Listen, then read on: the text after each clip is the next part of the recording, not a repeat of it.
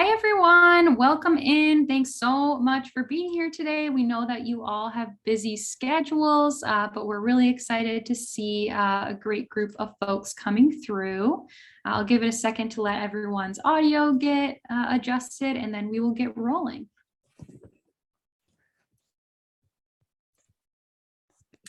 So welcome. If you are here for information on the Elementary Masters with Teaching Certification program at the University of Michigan, you are in the correct place.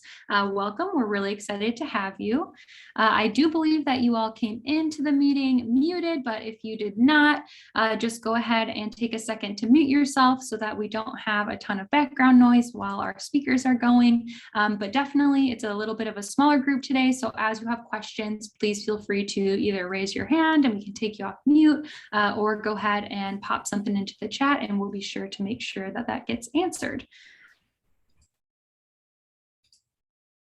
Awesome. So you're going to be hearing from a very esteemed collection of people today. And I'll start off just introducing myself. My name's Autumn. I'm newer to the team here at the University of Michigan School of Education, and I am a recruiting and admissions coordinator. We also have Alicia. I'll let you introduce yourself. Hi, everyone. So nice to see you all this afternoon. Thanks so much for joining us for our LMAC info session. My name is Alicia. I am the recruiting and admissions coordinator along with Autumn for the School of Education. Awesome. And the rest of these folks will be introducing themselves as their pieces come up in the day, but we wanted to make sure you had a good idea of the folks you'll be hearing from today. So to give a quick overview of what we'll be discussing, we'll spend the first few minutes just talking about the admissions process. So what does your application look like? What are some of the materials you'll have to put together? And then we'll be sure to get some questions answered about that. And then we'll spend a pretty good chunk of time looking specifically at the program and what that entails, which is, I'm guessing, what you all are most excited about hearing about. And then we'll spend some time talking about field placements, which is another really great opportunity that students in the program have. And then we've got some great current students that have volunteered their time to come answer the questions that you have. And then we save some time at the end for final questions that we haven't been able to address yet. So looking forward to that. So a little bit about the admissions process before we jump into the program overview and meeting different representatives from the program. Just kind of wanted to cover some of these admissions basics and application materials as well. So keep in mind that we do have two deadlines. The first one coming up is going to be December 1st, so in a couple weeks. But we do have a second and final deadline of March 1st. So don't worry if you don't feel that your application is going to be prepared or done in time by December 1st. We do always have that second and final deadline of March 1st. So one of the things we're definitely going to want to make sure as far as your application goes is that you have completed the requirements, course requirements for the actual program. So there are 4 different course requirements for the LMAC program. So in order to determine that you've met those requirements and that you're in good shape when it comes to those courses, we will want you to request a coursework evaluation. You can find this link right on our website under the applying tab as well for the LMAC program. And you'll submit a form as well as send in your unofficial transcripts. So our academic advisors can check these courses on a PDF, maybe if you have, or even a screenshot, anything at all. They just want to be able to see that you've taken those prerequisites. If you haven't, then we will definitely work with you on making sure that you get those completed before the start of the program. The program is pretty busy, as you'll find out today from Davey and Mary. So we will want to make sure that you have those requirements done before you start the program, ideally. And keep in mind that it will take a couple weeks to get that coursework evaluation completed. So the sooner you can get that submitted, the better. The next application materials that you will need to submit are going to be a couple different essays. So an academic statement of purpose, as well as a personal statement. And you'll talk about things like your goals in the future after the program, and also the experiences that you've had working with youth before the program as well. You'll also need to have 2 letters of recommendation. One is going to be an academic letter of recommendation, so from an instructor that you've had, a faculty member, a professor that you've had. The second is going to need to be a teaching potential letter of recommendation, excuse me. So this is going to talk a little bit more about your experiences working with youth, those interactions that you've had in the past working with students that have been a little bit younger. You'll also need to submit a resume, and as well as a TOEFL score if needed, if that applies to you as well.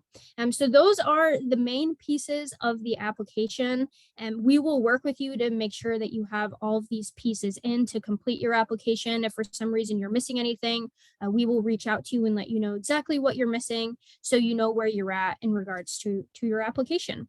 And if you have any questions about the application process or admissions process, any of these materials, you need some guidance on what might be better versus something else when it comes to these materials, please email us at soeadmissions@umich.edu, or you can always schedule an appointment with Autumn or I. And I think she just put in the link in the chat, so thank you so much. So you can always schedule an appointment to meet with us via Zoom or phone call, just to make sure that you're on track with some of these application materials.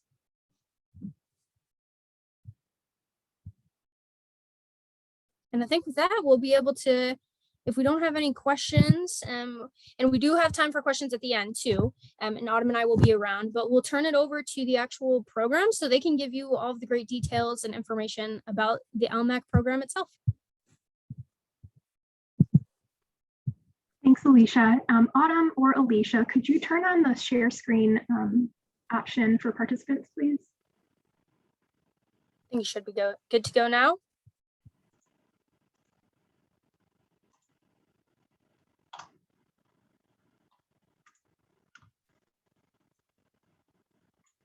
All righty, just thumbs up if you can see my screen. And those of you I can see, thank you. Thank you, Mariella, for getting us started with the next part of our talk today. Welcome, everyone. Really happy to see you here. And before we get started, we really love to hear just a little bit from each of you that are present today. If you could just unmic, very informal, introduce yourself and say a little bit about where you're coming from and what brought you to Lmac today. It would really help us to just get to know you just a little bit as we get started today. So whoever is feeling fearless and willing to go first, just on a mic and go right ahead. I don't mind going first, if that's all right. Hi, my name's Jasmine. I'm currently in Ann Arbor, but I'm from the San Francisco Bay Area, hoping to join the program at UMich to kind of commit to my passion for teaching. I've been a part-time art instructor for about 6 years now. So to help my students more, to learn more, and to kind of make this something I end up as my career in, I want to know more.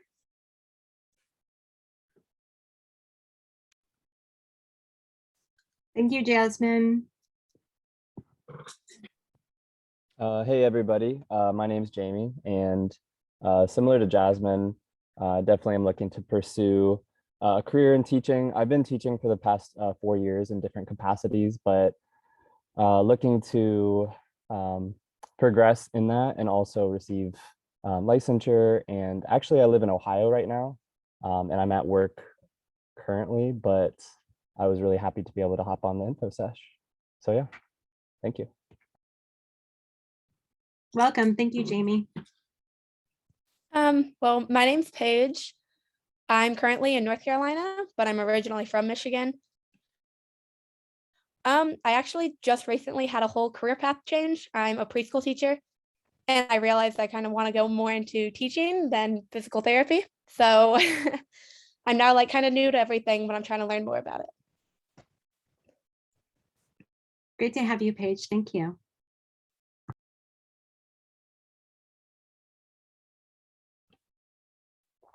Hey, I'm Jordan. I'm from Brighton, Michigan, which is about 20 minutes outside of Ann Arbor. I used to teach kindergarten level at my church, and I enjoyed that immensely. Didn't really have the best career options after graduating the undergrad in communication, and thought that maybe that teaching would be something that I would enjoy getting into. So, yeah. Welcome. Thank you, Jordan.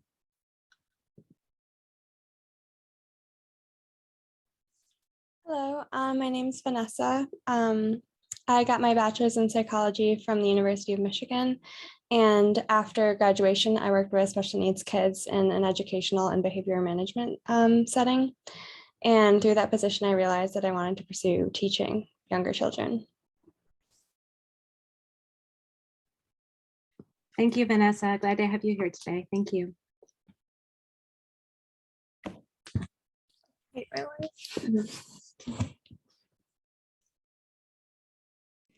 I'll go next. My name is Anna. I got my undergraduate degree from Michigan State in communications, only to leave and immediately start working in an elementary school and realize that I wanted to pursue a career in teaching. So I am back at Michigan State. I'm a senior there in the elementary ed program with a specialization in social studies, and I'm looking at graduate programs right now. So yeah, here I am. Thank you, Anna. We're happy to have you here with us today. Hi, I'm Sam, and I'm currently a senior at Vanderbilt, double majoring in child studies and psychology. And I have a lot of experience working with children in various environments, but more recently, I decided that where I really want to be is in the classroom, working as an elementary school teacher. And so I'm looking into graduate programs to get my license to teach.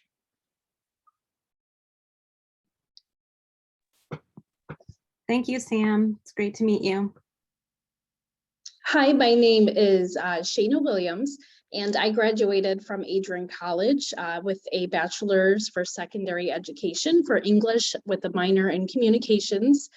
So the original plan was to be an English teacher for secondary education. And I always kind of gravitated towards like the middle school level, but now I'm interested in elementary. I think that could be a good fit for me. So I graduated like in 2010, so it's been a while. I'm actually a secretary right now, so I kind of put it on hold and decided to start my family, but now I'm ready to jump back in, and I think it'd be a good fit for me for elementary. So yeah, I completed my student teaching and all of that. So now I just need to become certified. So yeah.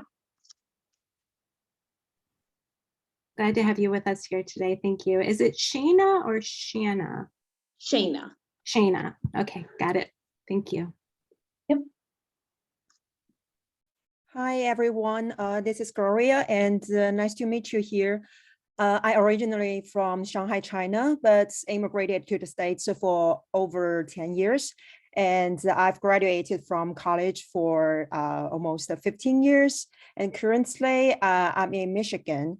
While from the past, like 15 years, I've always involved myself in education field. I mean, no matter it is for job or for volunteer work.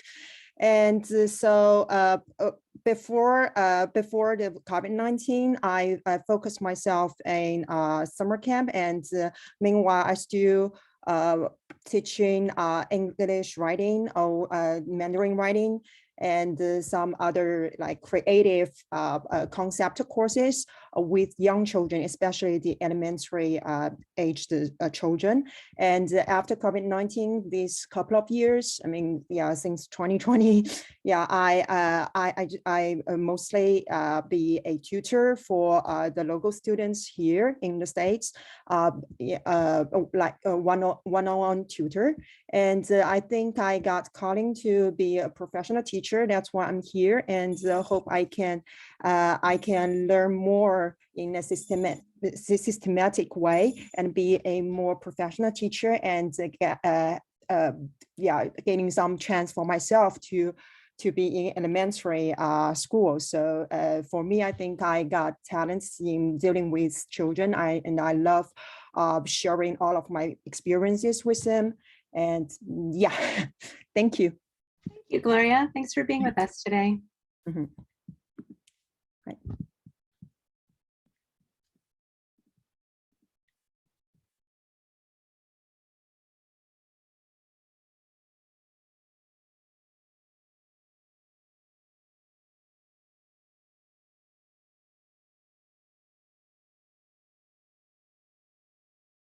Is there anyone else? I can't tell. There's some numbers I can't see. Did everyone get a chance to introduce themselves that would like to?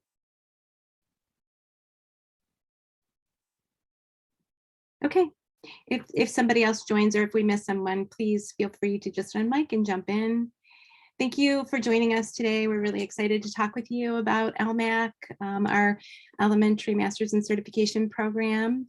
Our trio team here today is, we're with you, our leadership team. Davy Casnabas is our program chair, and I am Mary Tunney Muirhead, the managing director, and Mariela Ortiz Reyes is our program specialist. And the three of us work together pretty closely on all aspects of elementary teacher education, both our undergraduate program and LMAC, our graduate program.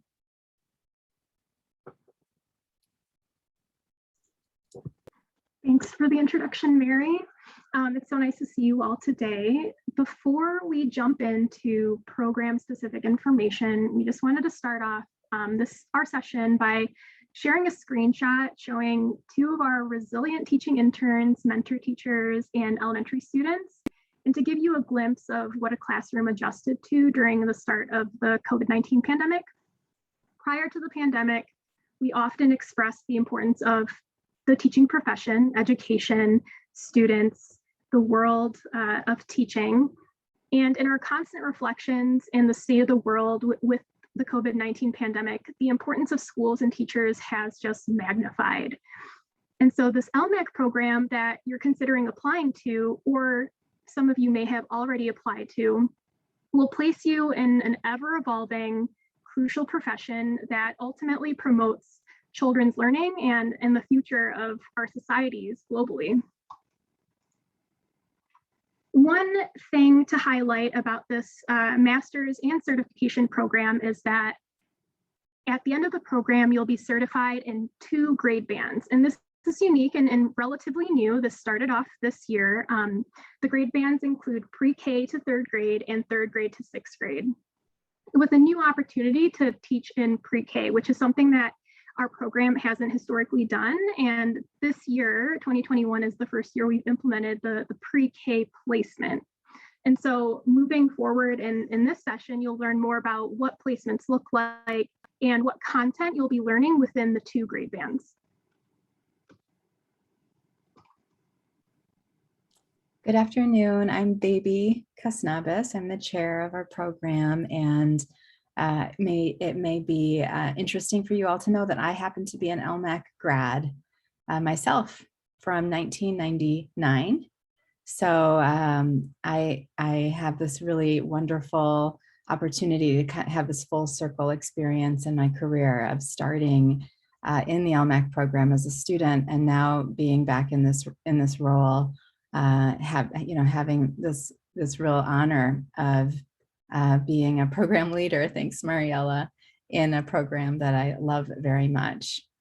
So our program is, has a wonderful history. We have a really incredible teaching faculty, incredible opportunities in the field.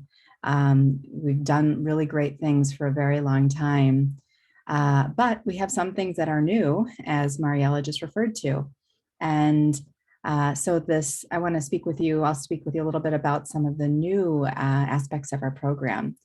So with this reform that we did for our Michigan Department of Education that Mariela mentioned, these 2 grade bands that focus on pre-K, there was also a wide new set of standards that the state is implementing across Michigan. So we took that up with a lot of ambition and inspiration to also center some things that we really deeply care about within our own community, the values that we have in particular around justice. So you'll see when our students right now who are in the program are experiencing some of this new coursework. Here's just a couple examples. We have really every single course in the program has been reformed, and I don't want to suggest that we were doing really great things before, and so we were able to build on really good, excellent teaching. In fact, some of the state's revisions were based on successes we had had in our program. They were collaborating with us, and many of our people were collaborating with the state. So we have a lot of experience, but we folded in a more explicit commitment to justice throughout our entire curriculum. And here's just a couple examples. If you are enrolled in our program next year, in the summertime, you would be enrolled in one course, which is brand new, nothing really like it even before, called Teaching to Transgress. And that is based on, it's a phrase taken from a very seminal bell hooks text. And it's a social studies course, but it integrates practices of intergroup dialogue. So meaning, you know, how we talk across difference, how we talk across different identities while engaging and thinking about social studies as a discipline. So we had a group of people, social studies experts and IGR, intergroup relations experts, collaborate for over a year on the design of this course. And we launched it in the summer and are teaching it, have already taught it twice now. The second iteration is currently being taught, and learning a lot of really wonderful things from the experts we've worked with, and our students are getting a different kind of opportunity to really engage in disciplinary thinking while thinking about justice and dialogue. So that course is a really important one for us because it sets up a set of skills that we want our interns, we refer to our students as our interns, we want our interns to be using throughout the program, which is essentially dialogue. We believe that our field of education is in, you know, pretty critical need of transformation. I think transformation is the right way to say it. There's a lot of wonderful things, obviously, about our field. Mary, Mariella, and I are all former teachers. We absolutely love this profession, but we also know that there are things about the profession that need to improve. And you can't make change without engaging in dialogue about really difficult things. So Ed 430 is our effort to build a space for people to develop that skill set. Ed 417 is another brand new course, and this is called Imagination and the Whole Child. And this, you know, was spurred by a change in our state. They were, you know, really focusing in on the content areas and giving us some freedom to think about the arts and imagination in some new visionary ways. And so our students are currently in this class right now. It involves a collaboration with the University of Michigan Museum of Art. And it's a space where our students are learning to think about children as thinkers and as creative visionaries who are learning and have the ability to learn through the arts across the curriculum. And also to think about how those spaces across the curriculum and the arts can create opportunities for children that are inclusive, multicultural, and culturally responsive.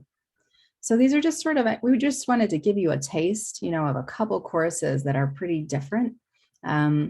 I don't think you would find these kinds of courses in many universities at all. These are kind of brain children of our colleagues who have really wanted to think differently about the requirements of the state and our own sort of areas of real passion and expertise and excitement. So that's just a couple examples. And so I wanted to sort of hone in deep, and now I want to back up a little bit and give you a bigger picture of what this reform has looked like. Thank you, Mariella. So, here what you see is a very, is a simple Venn diagram, but or maybe it's not a Venn because it's not intersecting. So it's a concentric circles, I think I would call it. And it's meant to convey our thinking about injustice in the world and what schools and teaching have to do with that injustice. So the green circle is marking for you our belief that there are macro level injustices across our communities, across our society. And those are impacting children, the students in our schools and their communities every day. Sometimes we've had we might have a tendency to think of those things as disconnected, to think of, say, issues around poverty or issues around trauma or issues around even something very specific like voting rights as injustices that exist in the world, but not in schools. And our belief is actually that you cannot separate these things, that when there are injustices in the world, when there's macro level patterns of injustice, that we want to think about how those show up within the school itself. And that as part of the community, schools are actually impacted by all of those things. And then, of course, if those injustices are present in schools, they're present in classrooms. So we zero in on that purple circle in the middle, which is sort of focusing our attention as teacher educators and our work with our students who are becoming teachers to think about this. How can I, as a teacher, mitigate any of those injustices through my teaching? What role can I have in reshaping society so that those injustices are not harming my students, their communities, their families? And that can happen in many different ways. There's a lot of ways to kind of dig into that. That's what you call a big question, right? It's not a question that's easily answerable. And it takes a lot of thinking and a lot of people engaged in collective work to think deeply about something so big.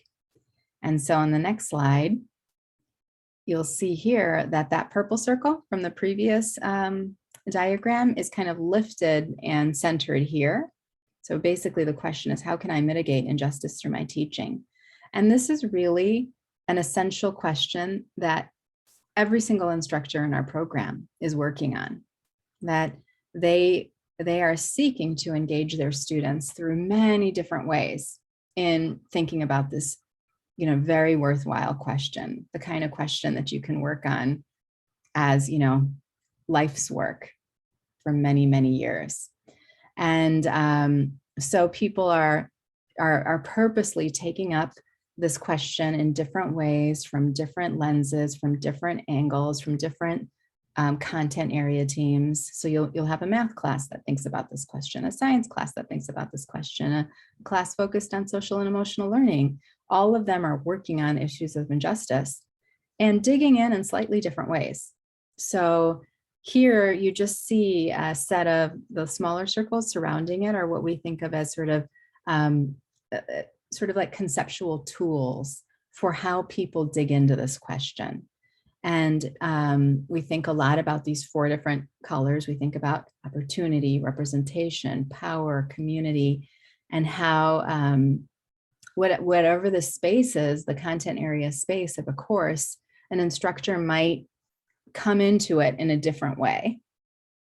And you might begin to, you would become very familiar with a lot of these frames. Some of them you'd hear a lot over and over. For example, just yesterday, I was talking with some of our LMAC students, a couple of whom are here, and deficit asset frames is a construct you'll literally probably learn about on your 2nd or 3rd day in LMAC, and it will keep coming up the whole year. It's so kind of central to our work that we help our students to recognize that deficit frames are pretty pervasive in our field, and that we need to work hard to shift to asset frames. But there may be others, like this term intersectionality, that you hear about in one particular course, and that you have one deep dive in one place and it comes up a little bit elsewhere. But the point is simply that it's one main question, people come at it a lot of different ways. So on this last slide that I want to talk with you about now, you might be wondering, well, Devi's talking a lot about injustice. What exactly does she mean? Can we really resolve all the world's injustices in one program? I obviously, sadly, no. but we felt that it was worthwhile for our team, our elementary teacher education team, to really wrestle with what are the injustices that we want to prioritize, that we believe elementary school teachers really need to have a handle on, thinking about some very specific sort of slices of, or ways into kind of understanding the complexity of these problems if they are to be transformative teachers. And so this, these last few slides I'm showing you, and this one included, we have worked very, very hard for many, many months to try to really, as a collective, all of your instructors have thought hard about what do we care about.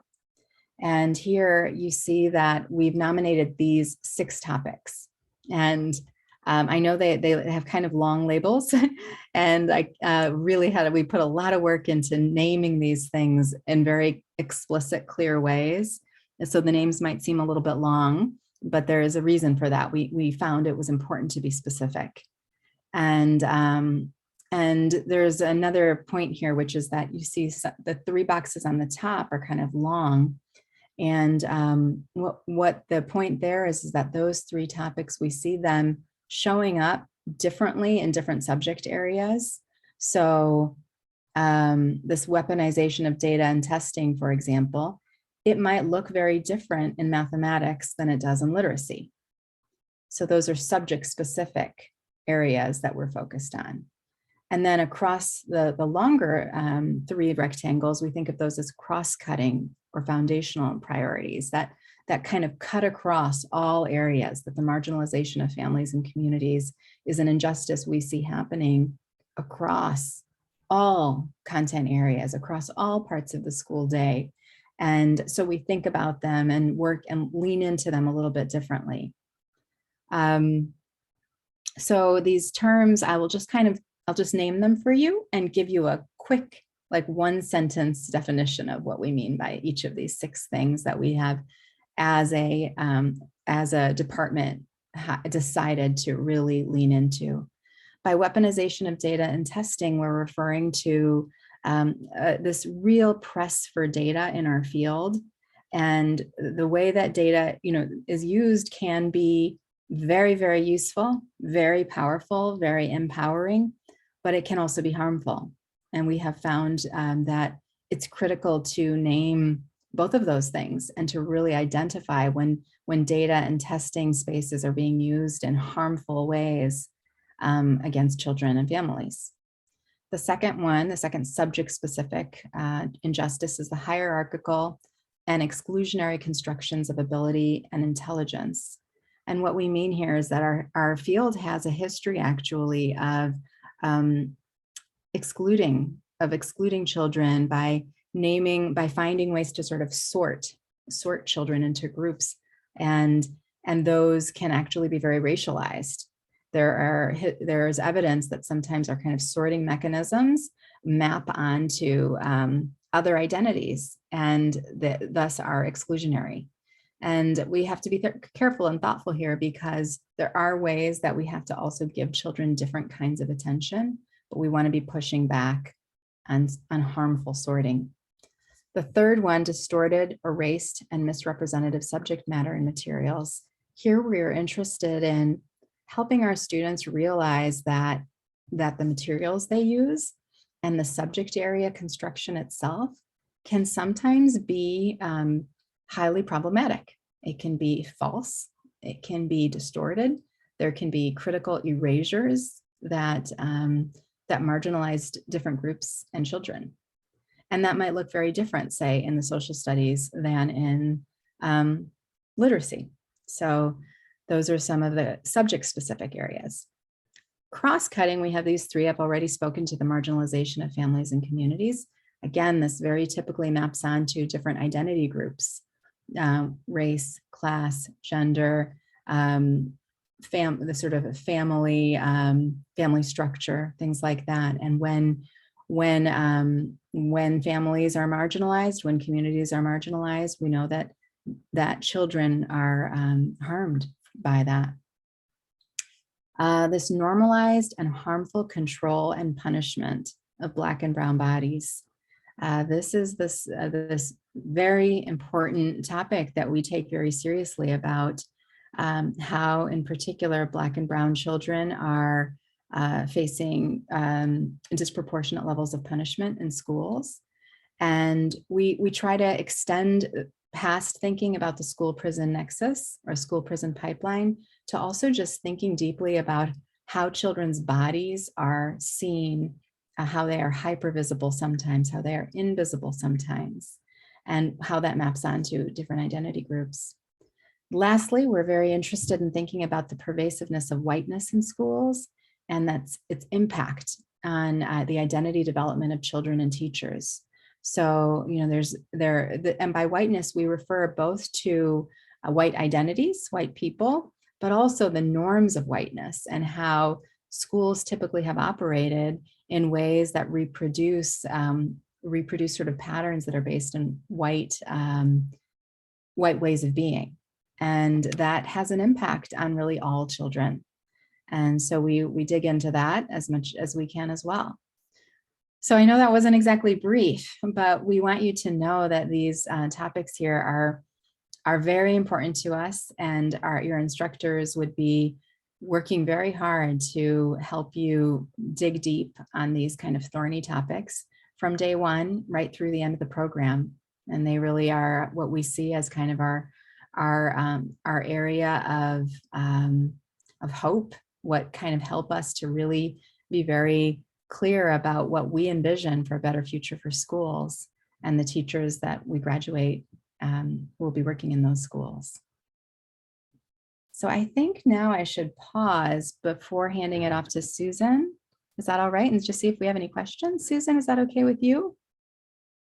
If I take a few questions? Yeah, please do. Okay. I'll share my screen while you take a few questions. Okay, great, perfect. So yeah, let me pause and just feel free to write in the chat or to raise a hand or just unmute if you'd like to ask any questions of anything that Mary, Mariella, or I have shared about the program.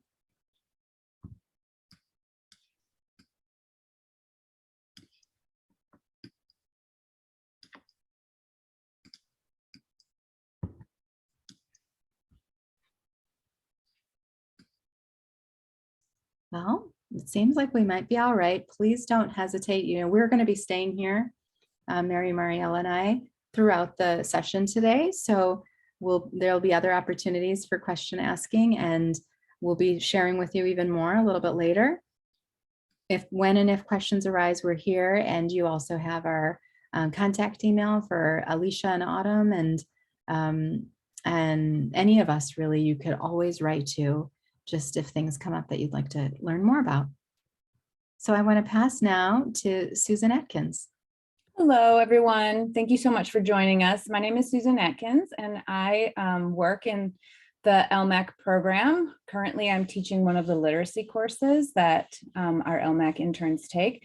But I'm here today to talk to you about the other part of my job, which is coordinating what we call the ELD coursework. And this is an optional certificate program that you could add on to the LMAC experience that you have for teacher certification. And it would prepare you to be endorsed in what in Michigan we call ESL. And so I have dropped into the chat the slides that I have to review with you, because there's a lot of information here and you might not even be ready for all of it at this point of your decision making. So this way you can kind of hold on to it. I'm just making sure to see. Oh yeah, good. I saw something in the chat and I wanted to make sure it wasn't a settings issue, since that's so common.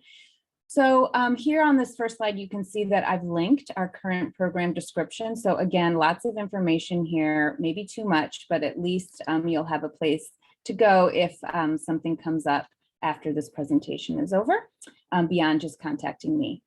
So I wanted to just start with this question of why you might choose to pursue this ELD coursework. ELD stands for English Language Development, and it is a term that we're using to replace what historically we have called ESL, or English as a Second Language.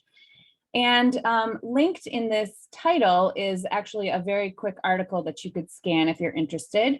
But one thing we know is that the English learner population in our US school systems nationwide has really surged. And so it's very, very likely that when you start your career as an elementary teacher, you're going to encounter many students in your classrooms that are designated as multilingual. And so this particular certificate program would help prepare you to be an effective teacher for all of those multilingual learners in any classroom. So even if you are a classroom teacher, you would likely have many of these students in your classes. It would also provide you the opportunity to work as an English language development teacher. So this might be a role that feels more like an interventionist at a school site. Davey has already explained so much about how we center working advancing justice in the LMAC program. And this certificate gives you even more practice considering these very important questions. And in particular, learning how to leverage the cultural and linguistic resources that your future students and families will bring to your career in teaching. Going back to that linked article, it can improve your marketability. Okay, make you a more appealing candidate as you apply for teaching jobs. And we know that some of you have interests in international teaching. And so this coursework can often prepare teachers to take on those types of teaching jobs. The requirements for this additional coursework is evidence of learning a world language yourself, taking the MTTC ESL endorsement test, which is offered by the Michigan Department of Education. Just doing well in your certificate program as you go, so satisfactory progress. And then what is key to know is that it keeps you enrolled in our program towards the end of your LMAC experience. You would do some additional work in the spring and then in the what we call summer half term. To complete additional 20 credits. And I'll say more about what those credits look like in one moment. So just one thing to know is that this is an add-on endorsement, so you cannot do it separate from a teacher certification program. It's something that supports your work. And as Mariela explained, you'll get your teacher certification in 2 different grade bands for elementary, but the ELD coursework prepares you for a different grade band at this point. So you would receive a certificate for a K-8 certification as part of LMAC. And then just something to know is that many states are now requiring or strongly recommending that teachers have training in English language development. Again, linked on this slide, you can find a table of what different states, all 50 states require. So if you have a particular destination in mind in terms of where you're going to start your teaching career, you might want to investigate because there are states now that would require this type of training, like California and Texas being 2 of the biggest that come to mind. So I mentioned that this is a 20 credit program, and I'm going to quickly move to this slide to show you that 2 of the classes that are required as part of the 20 credits, you will already take as part of LMAC. So there's one in the fall and there's one in the winter that will kind of double count towards both your elementary certification and your ELD coursework.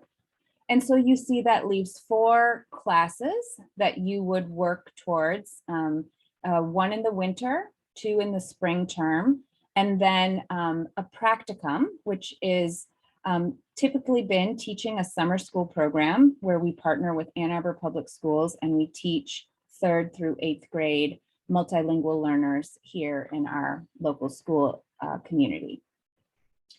So I know I'm moving fast. I want to make sure that we have some time to hear from our students. Just last few ideas is that when it comes to figuring out how you might pay for this experience, I just wanted you to know that you already are going to be paying for full-time tuition in the spring half term. And historically, we can provide summer term scholarship support for qualifying interns who want to pursue this ESL endorsement. And so when you're notified about your admission, you will also receive information about whether or not you are potentially eligible for this support as well.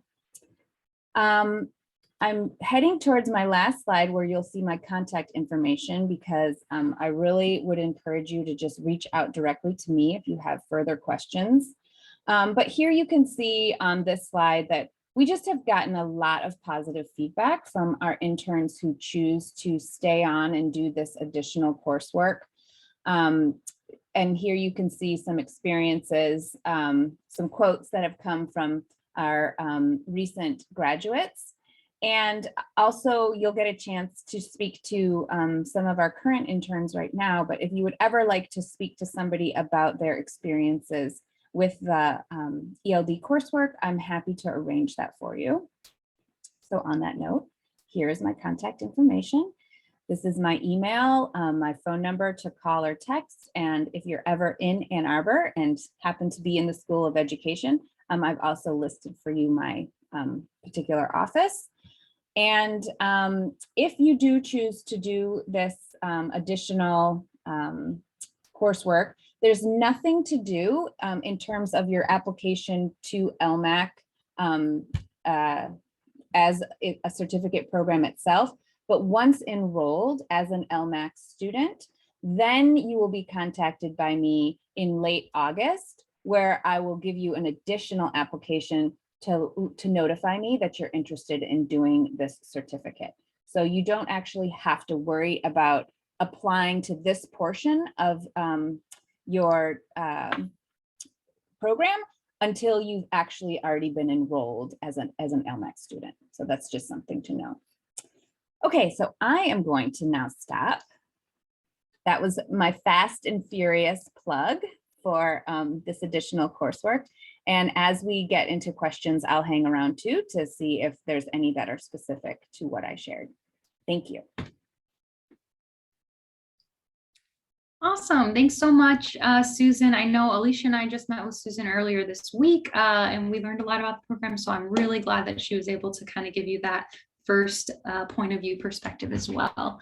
And we'll go ahead and hand it back over to Mary to talk a little bit more about field placements. And then after that, we'll bring our current students in. Thanks, Adam. We thought we'd maybe take just a few minutes of a break, let everybody stretch for a minute. We found over the past year and a half through teaching in virtual settings that it's really helpful to give people a stretch break. And so let's just take a few minutes. How about if we return at 3:55? Just 5 minutes to get up, walk around, do a few jumping jacks, move around, and then we'll be right back here with you.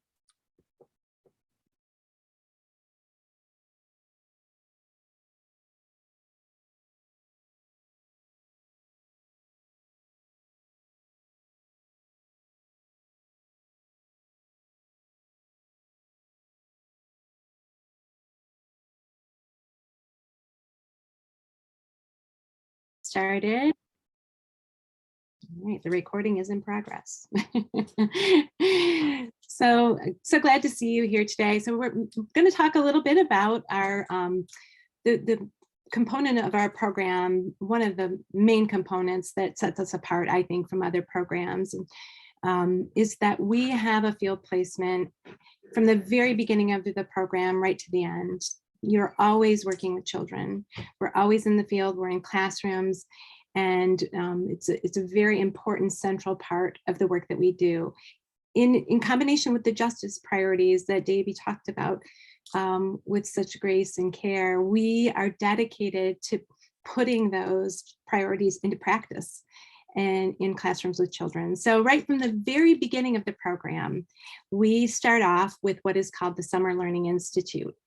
And that is a very exciting time. We have some current interns here with us today who I'll bet would share in that with me. It's a great way to kick off the program. And so I'm going to talk a little bit about that first. We call it SLI, Summer Learning Institute, and it is an in-person experience that happens in collaboration with Ann Arbor Public Schools summer school program. And we work in this collaborative space, Lmac interns, teacher educators, mentor teachers, children, administrators, all working together. And it's a space of learning for everybody. So as I was just saying, the people that are there are all of these constituents. Thanks, Mariella. We have children of all different ages from Ann Arbor Public Schools. It changes a little bit each year. We have teacher educators there working on site with you, and teaching interns, Lmac teaching interns, working as a cohort, along with Ann Arbor Public Schools mentor teachers and administrators, all working together. Very special program. Each year, as I was saying, is a little bit different, which is what makes it so special, actually, because every year is fresh and new. So we start planning early on, typically in January, with our Ann Arbor Public School partners to think about what the summer experience is going to be like for this particular year. So typically we're working with rising first and second graders with some extended learning for kindergarten and first graders. So typically kids coming out of kindergarten and first grade going up, rising into first and second grade, but that shifts slightly every year, just depending on the needs of our schools. So that is a dynamic feature of the Summer Learning Institute. But typically for the past, oh boy, I don't know how many years, 15 years probably, it has been a 4-week period of summer school in July. And we're there for 4 weeks, pretty much every day, all day. And again, I'll bet our interns could tell you those are pretty exhausting days, but they're also the best of the best because we're spending all of that time together, collaborating, and in service of children's learning. We're typically working on math, literacy, and science in very well scaffolded ways, never dropping you into anything without really careful preparation with your teacher education team and with U of M field instructors there on site working with you. So it is a very full, dynamic interaction. And the teaching happens every day. There are cycles of teaching at some parts, sometimes in multiple parts every day. And this year was a very special experience. We had both in-person learning and online learning happening in SLI. So that could change from year to year depending on what the needs are. And we've learned that we can work well to serve children in all of those settings, which is really exciting. We learned pretty quickly to shift to online teaching right away when the pandemic hit. And through that experience, we learned a lot about how to meet the needs of children in very different ways and how to teach teaching interns to teach in very different ways. And we're excited by that. We're not looking to go back in time. We're looking to go forward and to incorporate all of those skills in Lmac from here going forward. So one of the wonderful parts that I had slightly alluded to is that when we're there for this 4-week period, your courses are happening right there on site. So it's not like you're going to campus for courses and then out to the summer school and then back and forth. We plant ourselves for 4 weeks right in that summer school experience. Last year we were at Ann Arbor Open School, and we had spaces in that school that were our classroom spaces. And then we would go out into other classrooms and work with children and their mentor teachers. But everything was embedded right there in the school site in the summer school for those 4 weeks.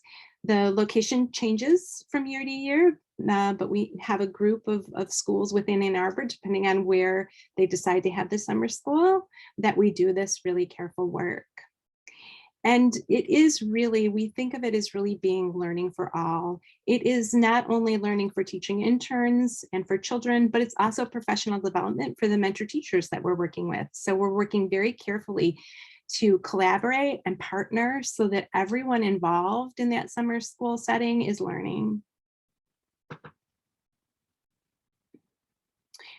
So one of the main themes that you'll hear me talking about here is that we're learning from practice at SLI, but also through Lmac. One of the fundamental parts of our program is that we're rarely doing anything in isolation. We're rarely just talking about teaching or just reading about teaching or just planning for teaching. We're doing all of those things, but we're doing them in collaboration with practice. So at SLI, as you'll see in these pictures, we do that in many ways. Sometimes it will be with your colleagues in rehearsals. So you won't be teaching kids, you'll be practicing your teaching with your colleagues. You'll have a small group of colleagues and you'll sit together and you'll have a common lesson, and one person will be the teacher and other people will be students, and you'll practice that lesson. You'll rehearse it before you actually go in and do it with kids.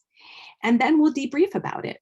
In all of those settings, we'll debrief rehearsals, we'll debrief the teaching with children so that we're always practicing. And this is a really key feature of SLI that helps prepare you for the rest of Lmac, because we'll carry those teaching practices forward into your courses and field work from there out.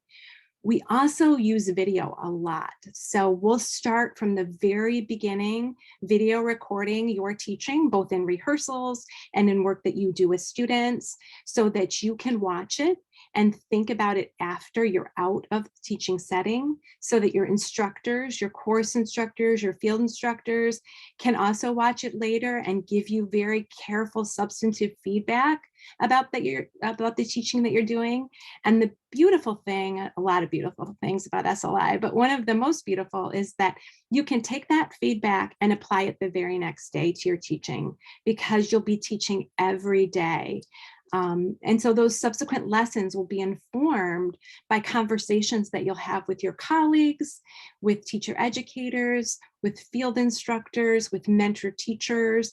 So it's a really beautiful thing that these cycles of teaching happen very carefully and closely in collaboration, and really thinking about how to make small shifts and changes in your practice that you'll be able to put into action the very next day. So we thought it might be helpful for us to just talk about some of these terms that we keep throwing out here that you'll hear from now going forward through Lmac. So a really important person is a field instructor. For the entire time that you're in the program, you'll have a field placement and you'll have a field instructor. So a field instructor is a U of M representative, a U of M course instructor, the field is a course, who will be with you out in the field. That will happen at SLI, and that will happen in all the subsequent semesters. Whenever you have a field placement, there will be a site-based field instructor working with you to support you and your mentor teacher in thinking about planning for and giving feedback on your teaching practice.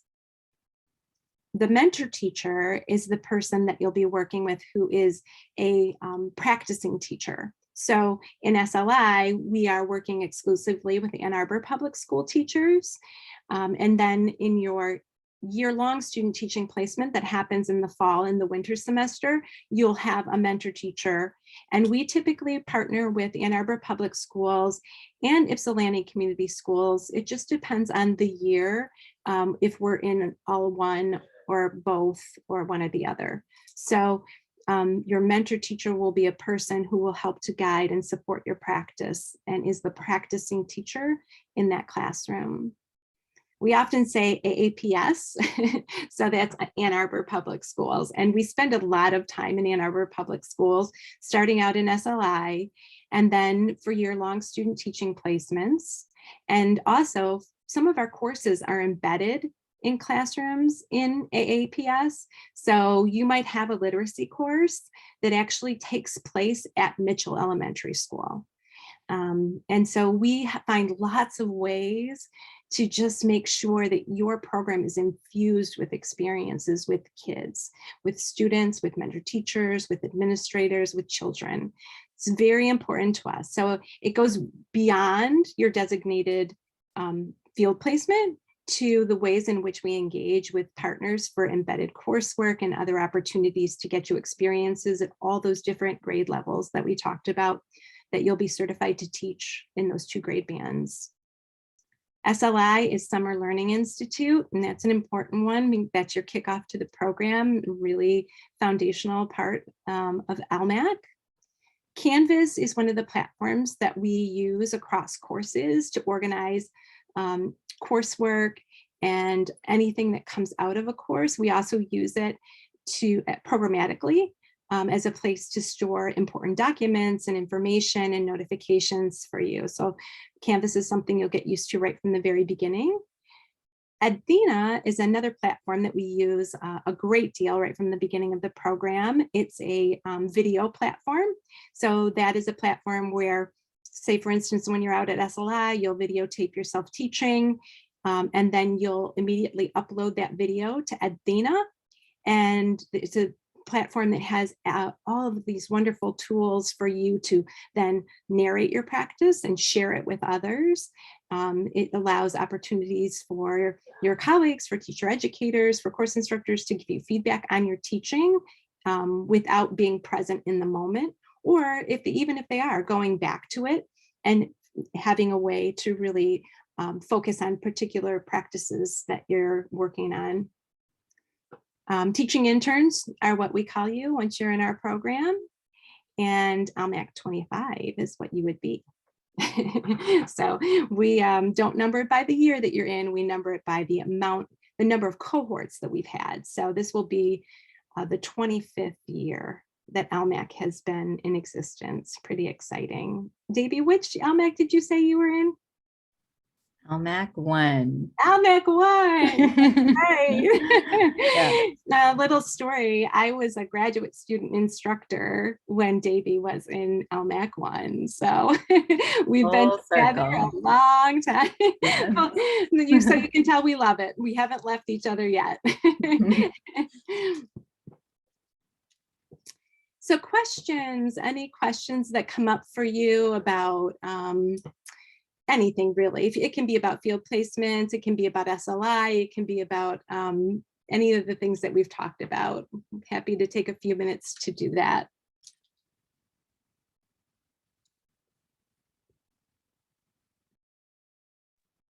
Yeah, jump right in. I was wondering, so how do you all decide like what schools you're sending interns to, or does that depend year to year? That's a great question. It changes a little bit year to year, but we have a very, very carefully constructed set of partnerships that we maintain year to year, so that we're really building capacity in that partnership, so that mentor teachers really have a depth of understanding about the Lmac program, about what Lmac interns are learning. And so those partnerships are really mostly extend over years. We do shift out sometimes from year to year. Maybe one year a school will say, hey, we're going to take a break this year. We're doing some, changes, and then we'll add in another school. But typically those year-long student teaching placements are based in schools where we have very dedicated partnerships over time, and we cluster Lmac interns in buildings. So typically there are 5, 6, 7 interns in a building, so that you'll not only have colleagues there, but there will be that site-based U of M field instructor and mentor teachers and principals who know our program really well. Thanks, Jessie. That was a great question. Oh, thanks, Delaney. Delaney's writing in the chat nice things to me. I appreciate you.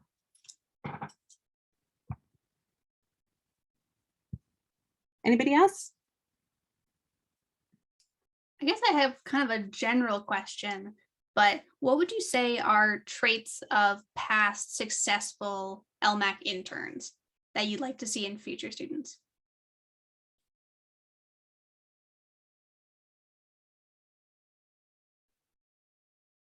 Wow, that's a wonderful question. It's a really great question. Anyone on our team, please feel free to weigh in. I would say inquisitive, people who are kind of hungry and yearning to understand deep, thorny problems, and people who understand that teaching, appreciate the complexity of teaching. You know, people who are like really wanting to, you know, to dig into things that aren't easy to answer, but to persevere nevertheless.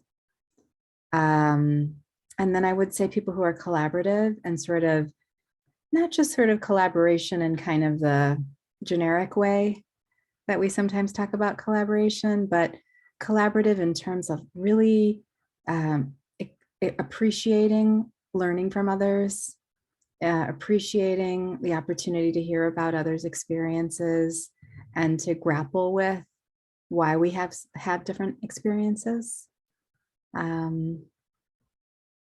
I think that captures a couple of the things. And then of course, just, you know, the love for the teaching contexts, including, you know, and I would say that's just something that we typically always see, that our students, we might be having some really stressful or just sort of heavy, it's a one-year program, so it's packed, it's intense, and people sometimes feel that heaviness, but normally we notice that people feel buoyed by the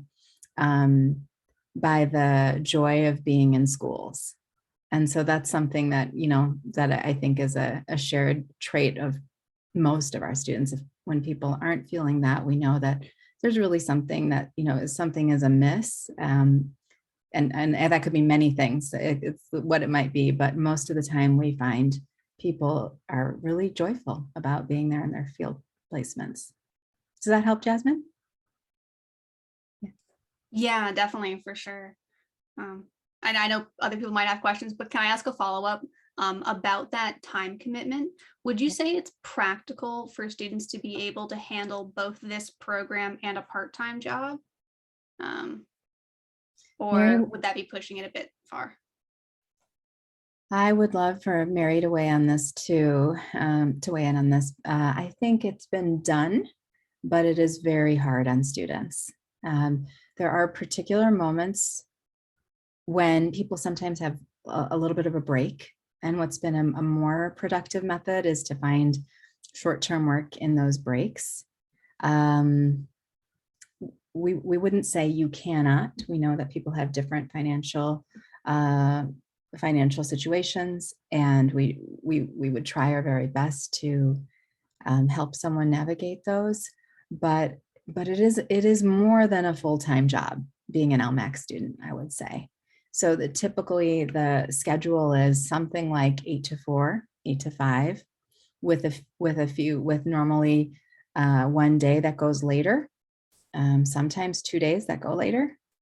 And then it can be rough for, you know, just managing one's time, because you come home, you take a break, and then you still have work to do typically for the next day. So whether that's lesson planning during the student teaching semester or coursework that's due the next day, people manage that differently. Sometimes people work weeknights, sometimes people stock up and do a lot of work on the weekend. So you know, people can be efficient, and you know, this is sometimes related to a question about like families and whether people have children or other family members who are depending on them. We certainly have had LMACers that have people who are relying on them, and it's doable. It is doable. We know we really find it's important that we have a diversity of people of different sort of phases of life in the program, because people bring very different insights. So juggling different responsibilities, whether it's a job or a care for a family member, is possible. It absolutely is. But one has to be really like sort of deliberative about making a plan for getting coursework done. Mary, I would love to know what you think on this very good question. I think you captured it. I think that, you know, we don't say no or that it's impossible, and we know people do it, but I'm always hesitant to encourage it, because I really no, Lmac is so full. It can really take up all of your time. And I am hoping people are taking good care of themselves, because we want you to have longevity and strength. And so there's a good deal of self-care involved. You need to take care of yourself along the way, and you need to build in time for rest and fun and connecting with your colleagues and your friends and your family. And so if your schedule is too full, I worry that that those are the times we might hear that things are getting too stressful or it's not working, and we want it to work for you. So I try to go in proactively saying, as Davey said, it's really a full-time job. And in addition to it being a full-time job, it could be more, because there's so many things you could be pursuing on campus or with colleagues or at your school site. So if you're being pulled in too many directions, it can be very stressful, and we want you to take good care of yourself. I want to be careful about the time, because we have our current Lmac interns here with us, generously doing just what I said, sharing their time with us, and something that, you know, is not required, but they're so kind and generous to be here with us today to share their experience. So I want to pass it back to the Alicia and Autumn to welcome our current interns. Yeah, thanks so much. And those were great questions to kind of transition us into another phase of Q&A. So I really appreciate all of you who were able to get your questions answered. We are going to kick off the Q&A with some of our current interns, which we're really excited to have. And a little plug, if you all enjoy this segment, which I know you will, keep this in mind for when you become a student, because we might be asking you for your time. So definitely keep that in mind. But with that, I'll go ahead and hand it over to our 4 current interns, and I'll have you all introduce yourselves, and then we'll go from there. Delaney, you're the first one on my screen, so do you want to start first and then just pass it off? Sure. Is there anything specific you want us to share? Maybe just share a little bit about kind of your background before joining the program, and where maybe some of like the school that you're currently in. That'd be great. Okay, so my name's Delaney Bond. I was a child life major for undergrad. I went to U of M Dearborn, and I social work minor. And then I did take a gap year and was a assistant teacher in a early childhood education center in a toddler classroom. And then right now my field placement is at Pittsfield Elementary, and I'm in a Young Fives classroom.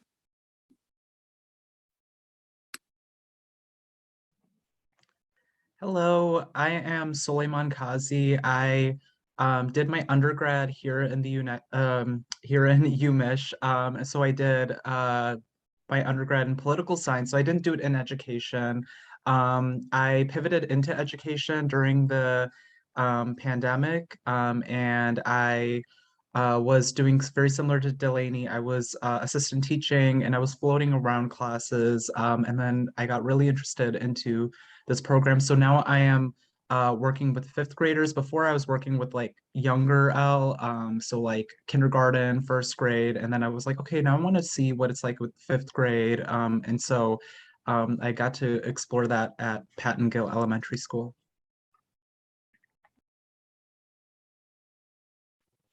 My name is Mia Thompson. I did my undergrad in sports administration at Southern Illinois University. And while I was going through my undergrad, I was they're different, but I was a teacher at a daycare, and now I am a kindergarten intern at Pittsfield Elementary. I'm Claire. I did my undergraduate here at U of M as well. And last year I was a long-term substitute at an elementary school here in Ann Arbor. And that kind of led me down the path of elementary education. So currently I am interning in a kindergarten classroom.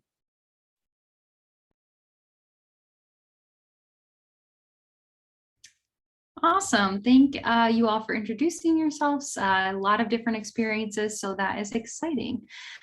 Feel free to ask questions in the chat if you feel more comfortable doing that, or since it's a small group here today, just feel free to take yourself off mute and ask away. I just had a kind of quick question. I think there was maybe 2 people who said that originally in undergrad they weren't doing education. And that's kind of where I'm at right now. I'm graduating in May with my undergrad and I'm just trying to get information. How difficult would you guys say it was to kind of get into education since you didn't start originally wanting to teach or be in education? Yeah, that's a really good question. I started off when I was doing political science, I did not think about education at all. It was not in my radar. But when I graduated, it was it just kind of that's when I started pivoting into education. I feel like the small time frame, I was working in education for a year before LMAC, and that time there was a lot to take in, but I feel like when I went into the LMAC program, it was a very smooth adjustment into the program from what I learned before, and it wasn't that there were all these concepts that I didn't know that I had to know. It was definitely we were learning with the cohort, and so I hope that answered it. It was definitely right in the beginning, I feel like I definitely had that ability to just take in a lot of information that that helped me throughout this semester, and I feel like it kind of just builds on as we go along the year. Thank you.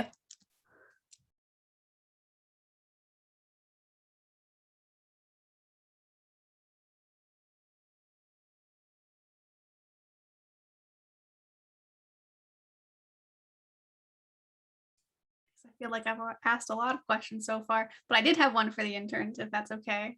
I wanted to know what was one of your guys' favorite moments of your teaching placement? What's just something that really stands out to you?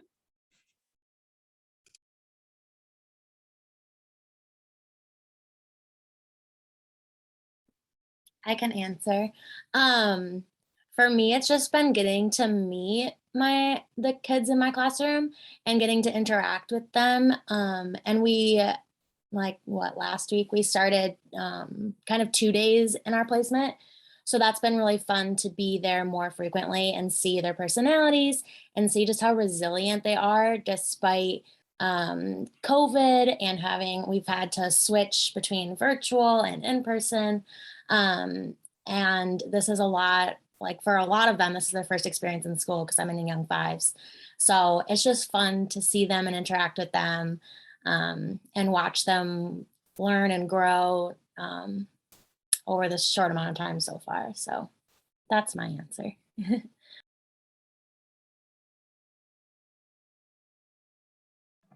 I would also say getting to know the mentor teacher that you're working with in the field is really nice because they come in with a lot of insight on how they lead their class and what strategies they have and how they go about their day. And I feel like it just gives me a lot of opportunities to know about the day-to-day life of being a teacher before I'm put into the field and then doing it on my own. So I feel like there's a lot of scaffolding that I have of what I can do and how I can grow into this role.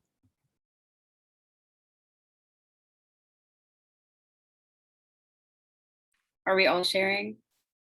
Okay. Okay. I would probably say the most interesting part about the field for me is, like Mary was saying, you get to video all of your lessons. So going through and seeing how you started, and clearly we're getting about halfway through, but you see how your lessons have progressed, which is really interesting. And I don't want to say your failures are humorous, but you get to the point where you're watching yourself and you're like, why did I do that? And it's like, it's a good part of just like learning with yourself and using your resources to learn and just kind of be in your teaching, which I think is really nice. And you're in the field, especially in the summer, every day. So you get to see that a lot. And then also you can just, since it's all recorded, you can just see kind of how the students are also progressing with the content that they're learning. So I think that would be one of my favorite parts. Claire. I think for me, it's being able to create a lesson and actually see my kids interact with it. Because it's one thing to just like write a lesson plan, but it's another thing to be creating it for your specific students and being able to kind of follow through with it and see, you know, the reflection of afterwards, what should I change about that? What didn't work? And then even like, you know, thinking if next year when I'm actually in my first year teaching, if I reuse a lesson from Lmac, what changes would I make to it based on my different student body in that new classroom? So I think seeing those, you know, that change in enactment of lessons is really interesting, especially as I continue to grow in my teaching practice from the start of Lmac to now.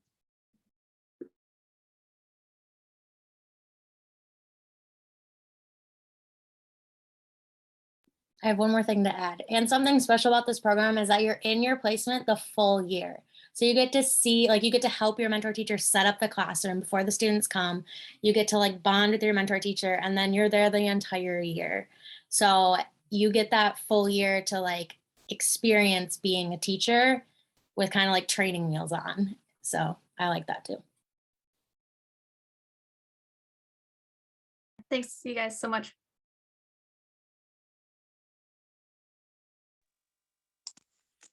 This is a question probably like most specifically for Claire. I think you're the one who said that you were a long-term sub all last year.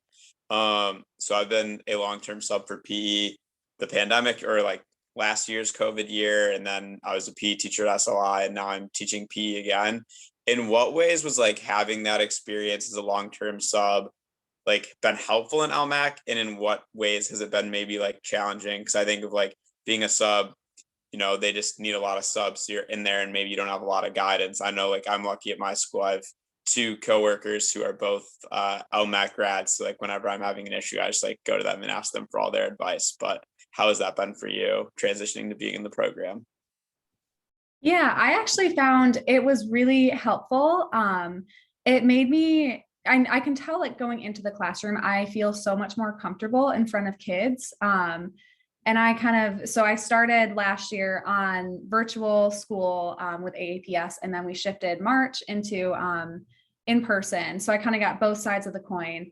And I feel like it was really helpful in terms of like, I had already kind of dipped my toes into classroom management. Granted, it's so different when it's another teacher's classroom because everyone's going to have these different procedures and routines for their kids. But I did feel like that really helped me feel comfortable in front of the kids so that instead of having to focus so much on like just being comfortable and like not being nervous in front of them, I could just jump right into like kind of figuring out like what works for my kids. How can I plan the best lessons for them? How can I assess their learning and their growth? And then on the other side, that I think the most challenging part has been kind of thinking about like, you get into like kind of this routine with subbing, I feel like. And like, I think about last year when I would sub and I kind of just had like these certain things like catchphrases I would say, or like mannerisms I would have. And now through a lot of like the work we've done at Lmac, I've kind of realized I'm like, oh my gosh, I cannot believe some of the things I used to do or say and think that that was like a good way to like manage the classroom or lead the classroom. So that it's kind of hard to like undo, but I feel like at SLI over like the summer semester, like I really focused on like, okay, like I'm going to change certain things about my vocabulary to create a more inclusive classroom. And it's just kind of like in the same way that like subbing builds this kind of like routine, like muscle memory in your brain. LMAC kind of helps to change that. So, you know, anything, in some ways I like thought of it as like all of like the bad habits I picked up, like I just had to focus on like changing those and building better habits, which really, you know, it didn't end up posing like too much of a challenge. It just like took concerted effort and like also took like other people in the cohort, like holding you accountable. I know a huge thing we focus on is not saying guys, like when we're referring to a group, like not saying like you guys. So as a cohort, we'd like really focus like a probably ridiculous amount of energy on like removing that word from our vocabulary and using like more inclusive language. So it's little things like that that I feel like, you know, subbing helped a lot, but now in some ways I'm like, okay, I just need to change a few things to kind of think more intentionally about my teaching practice. Thank you. You just have to know how much joy that whole exchange for me, Claire, was. We spent so much time during the summer at SLI really working on teacher language and really trying to work on those habits of being inclusive and being really careful not to gender our students and each other. So hearing, I know we work really hard on that, and sometimes it seems like, wow, we're really just, you know, pounding away on that, but it's really great to hear you and see you in your practice now where it's become a habit.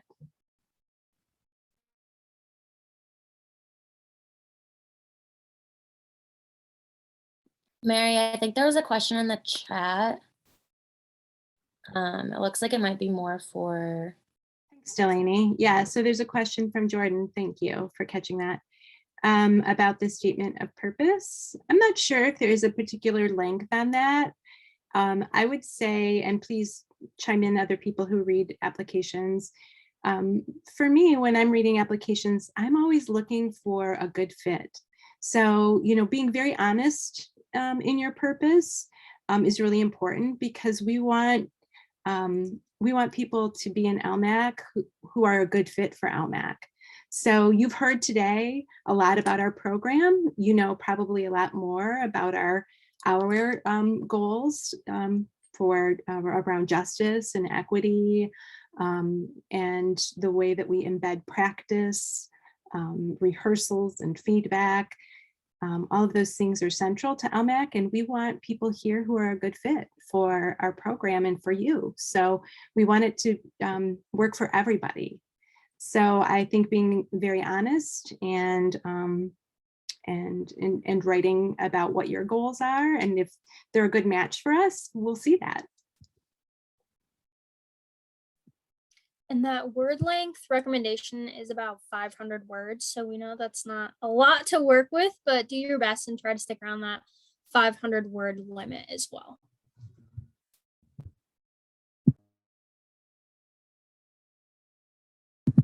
And I actually have a question myself. Speaking of fit, how did the interns know that this program was going to be a good fit for you all? Did you apply to other programs? Can you tell a little bit about your backstory in selecting this specific program?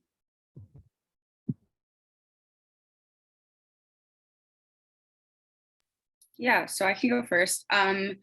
So I did apply to another program. I only had a couple of options, and this program is only a year long, which is really nice. It's a lot, but it's a year. So you get in, you get out.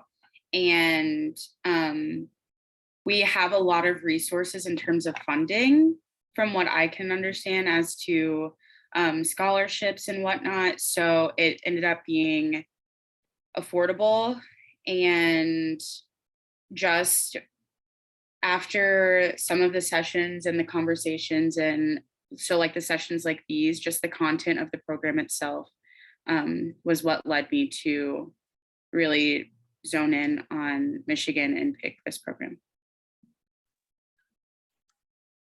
Yeah, I was also thinking about something that I was going through when I was thinking about it, was like, how long will the program be, and like, will I be able to really get to utilize this year in a way that can like help me be prepared to be a teacher next year.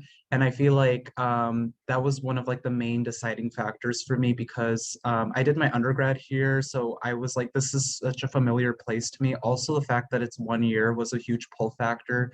I didn't apply to any other program. I was looking at other programs and they were all like 2 years or something like that. And I was like, I just need something that can, like, I can do it in 1 year so that like I can spend more time teaching and spend the next year just, you know, totally in the practice, 100% the practice. So yeah, and I think also next semester as well, we're going to be spending every day in the field as well. So it's just like that gradual like increase, which I feel like really prepares us throughout this 1 year.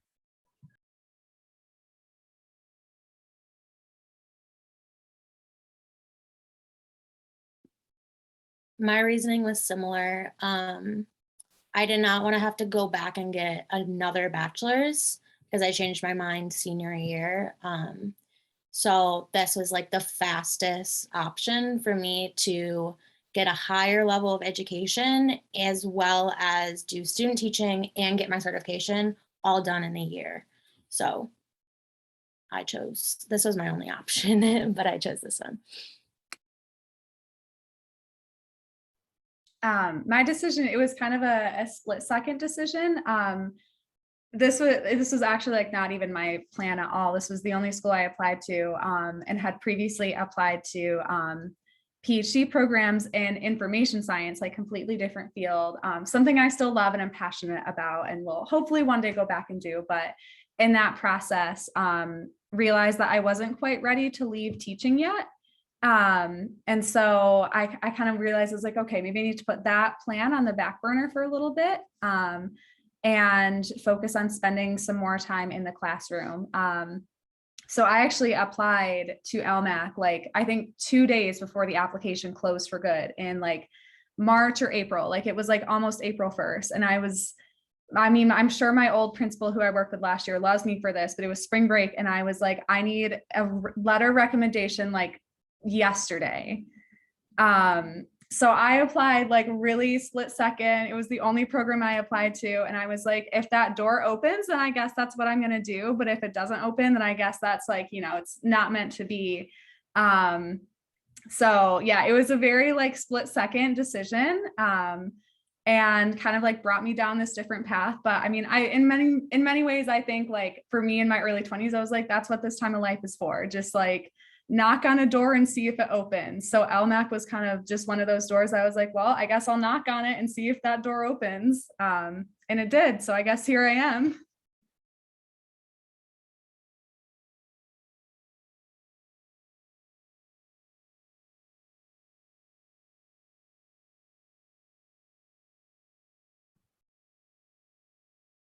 Alicia, maybe I would add that something a lot of students often say in response to that question is that the ELD is often for a lot of people like that, in addition to what several of you have said about the 1 year cert, people are often saying, and to be able to get an ESL endorsement through our ELD program within just slightly over a year, just a few weeks over a year, is a real rarity. I can say that as I was a Detroit public schools teacher working on my endorsement, sort of like in night school at Wayne State. That's how I managed to get my endorsement. And it was doable, but it was very difficult. And it just made for very long days during my early years as a teacher.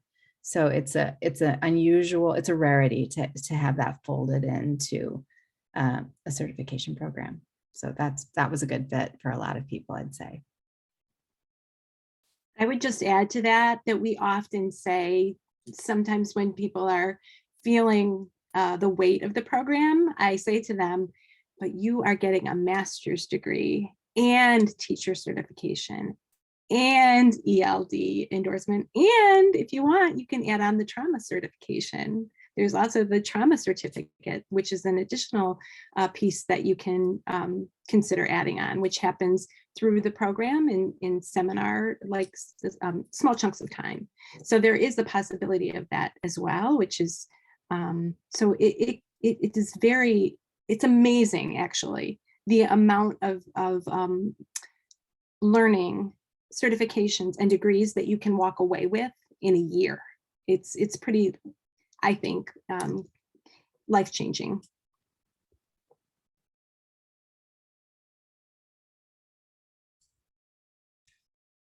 On the note of kind of the program having a lot of different elements, I would love for you all to talk about maybe some sources of support that you found within the program, or any, time management ninja tricks you have discovered.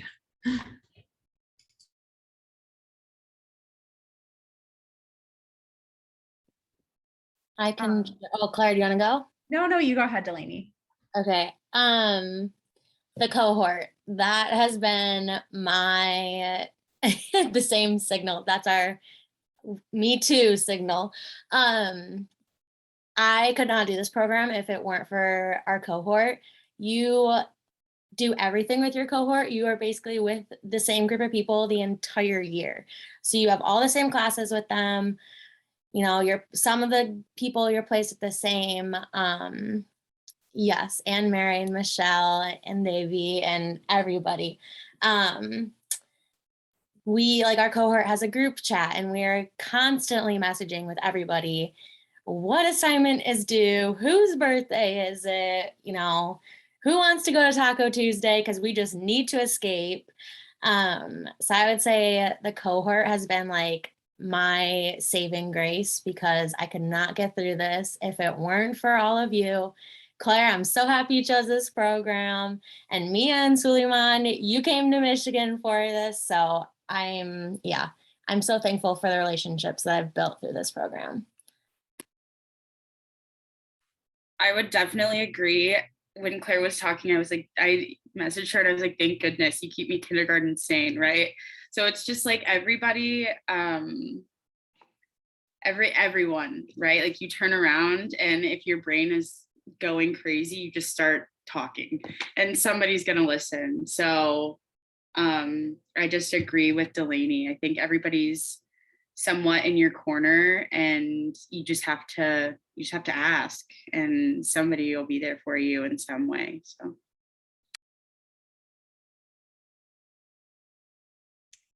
and I just wanted to add on to that, because this was something that I didn't really expect going into the program. But I know Davey and Mary were just kind of talking about there is a lot to the program. It's, when I logged onto the meeting, I know we were talking about having a part-time job as well with the program.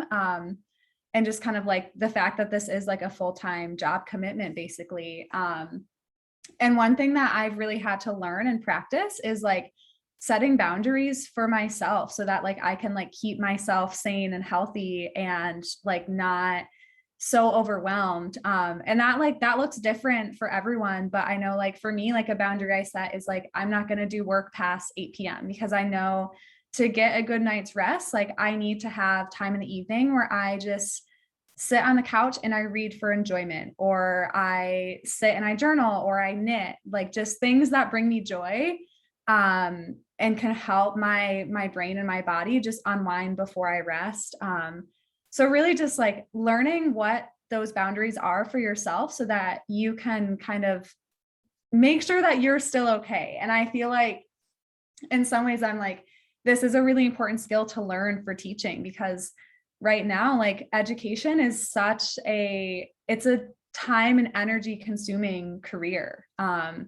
And if you don't set those boundaries with your principal, with your district, with your teaching team, you'll just end up giving your everything to your job. And I think in many ways, Lmac has kind of emotionally and mentally prepared me for the world of teaching, because I've learned how to set boundaries to keep myself okay. And I think that that's a really, really important skill to have going into the field of education, so that you can take care of yourself. And that's a big thing we talk about in the cohort, in terms of as a teacher, you are responsible for your kids, but also for yourself. And you have to make sure that you are doing things to take care of your own well-being. And that's kind of, it's kind of this guessing game of figuring out what works for you, what helps keep you okay. Also still makes you feel successful in the work that you're doing. So I feel like it's kind of like this nice little like trial run of going into the field of teaching so that I know when I show up to my classroom for my kiddos, I am a whole person. I'm a whole being that can be there for them and can educate them. Something that I want to add on to that, and these were such like great points that were brought up by my colleagues, is also like the adjustment from undergrad to grad school, like that adjustment from giant lecture halls where everything doesn't feel really personal. And then we're moving into a space where it's like, we have these connections now with each other, and we're all like the small kind of little family that's kind of like moving along throughout the year. And I feel like that's been really rewarding.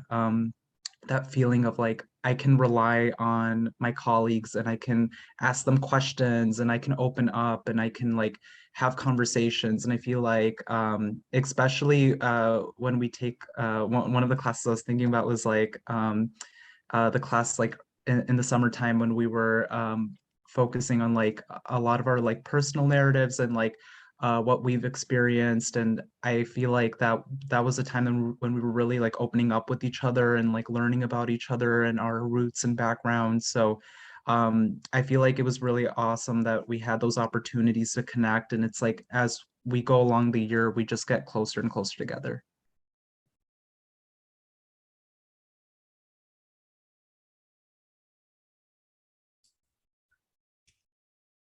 Awesome. I want to be respectful. I know I only asked for the interns' time until 4:45. So if you do have to leave, please gracefully exit.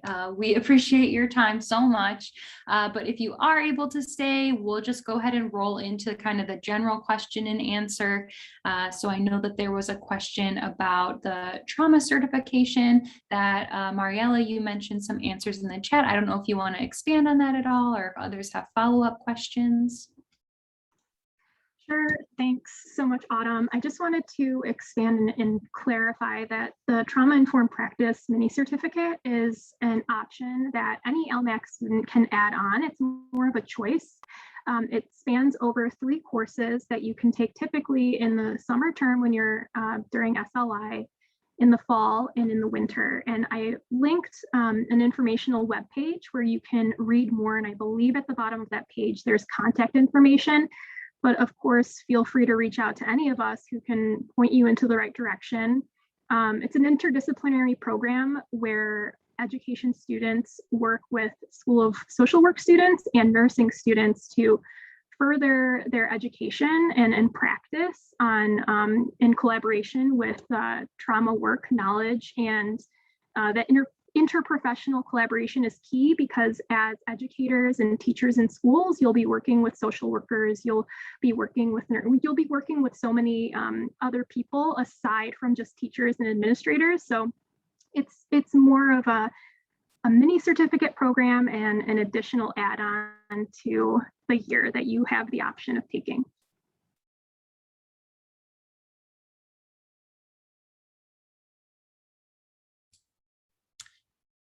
Awesome. I do. Oh, did someone want to add on to that? I was just going to say something in case Delaney, Suleiman, Claire, and Mia need to leave. I wanted to just obviously thank the 4 of you. Your insights are so beautiful. And I hope you've been feeling the love from Mary, Mariella, and me. And just, you know, you embody so much about what we hope for in our program. What I just, the ways that you're speaking is really filling me up. And I wanted to just kind of convey to our attendees today that one of the things that they're embodying that I think is what really makes LMAC so special is that you develop that there's a level of clarity that people bring to the program. People are coming to the program at different places in their lives, but with different kinds of life experience. Some having had previous careers, some having been in completely different areas, some having been working as a substitute in the field of education. But there's a certain clarity about like a professional goal that people bring. And so there's just this kind of maturity in terms of a readiness to take things on and to be there for one another because you have this shared goal. And I think the four of you are just sort of representing that kind of that goal we're always after. We're always hoping and doing all we can to nurture our LMAC community so that they develop those connections with one another. But it really is just part of the kind of the design of the program altogether, that when people come into teaching, having had a little bit of time in their lives, whether through their undergraduate program or other things thereafter, to help them come to this clarity that they want to be a teacher, they often rise up in the ways that the four of you are sharing to really be there for other people who have that shared commitment. And by rise up, I mean, you're saying things that both are like, you're reassuring to one another, your supports for one another, both kind of professionally and personally, but also for your intellectual growth. Like you're modeling how you help each other to learn and grow. And that's kind of normalized in our program, that we're all growing together. And we honor that through moments of things that can be hard to learn about. We learn together, we grow together. So I just want to say thank you to the four of you in case you need to leave, and wanted to call that out, to lift that up, because I think it is a very special thing about LMAC. Wouldn't you agree, Mary and Mariella?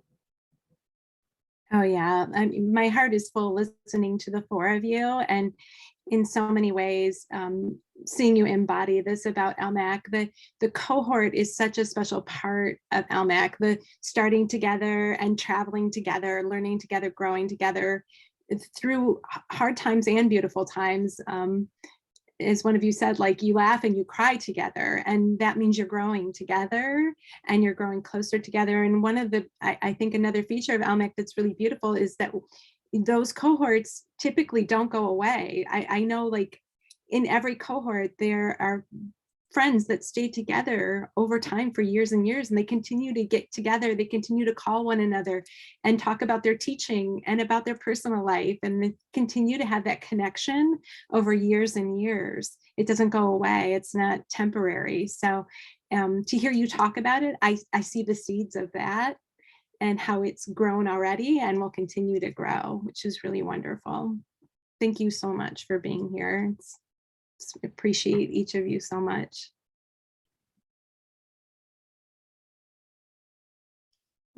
I'm just going to add on one thing that's a little bit specific to the ELD coursework, but I think speaks more generally to everything that we've just been talking about right now, which is to tell you about one of the favorite assignments that's associated with the courses that are part of the ELD coursework.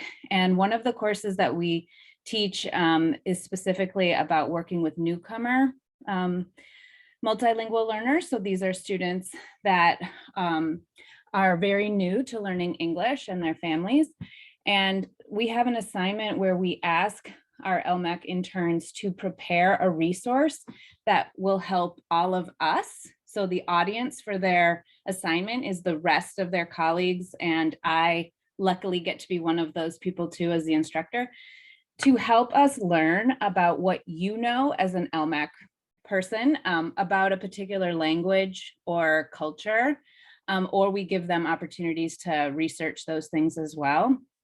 And that assignment is always a favorite for everybody, because what we learn across the cohort in terms of what LMACers know about language or culture, or like the specific knowledge that would help you support a particular newcomer student or family from a particular language or cultural background, it's so profound. It's like the most beautiful day of sharing, where we all get to learn about what each other have collected and learn through life experience as well around how to do this important work of connecting with students, of recognizing their linguistics and cultural resources as strengths.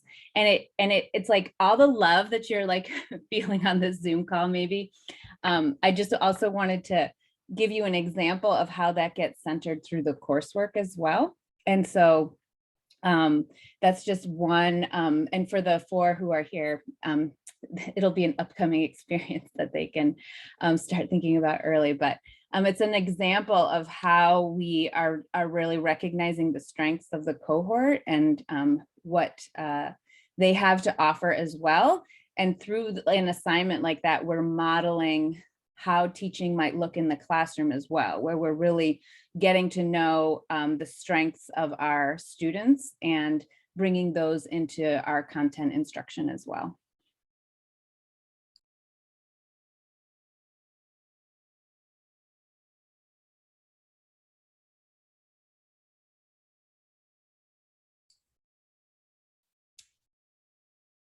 Awesome. I love all the love that we have going on. Want to make sure if there's any last questions that pertain to the whole group, and then we can, if not, we can go ahead and stop the recording, and Alicia and I will hang around if there's any like personal admissions type questions that people are wanting to get answered.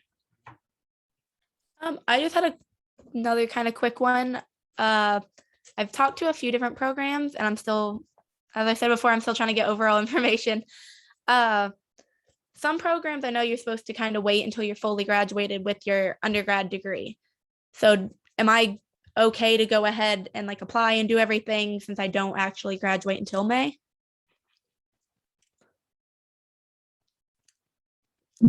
I can kind of chime in here. Yes, absolutely. As long as you've finished your undergraduate degree by the start of the program in June, you should be in good shape.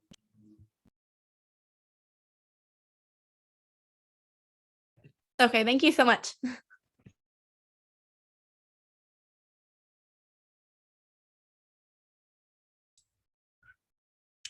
Awesome. Well, if there's nothing else for the whole group, we will go ahead and return you to the rest of your evening here. I know I can see it's getting dark on some people's screens, so it's that time of day. But thank you so much for choosing to spend a couple hours with us today. Alicia and I will put our email addresses in the chat. So if you have any follow-up questions, you'll know where to find us. We really appreciate it. And thank you, current interns and also program staff that were able to prioritize this today. We really appreciate it. Thank you all. You've been awesome. Thanks, everyone. It was wonderful to meet you. Thanks for being here.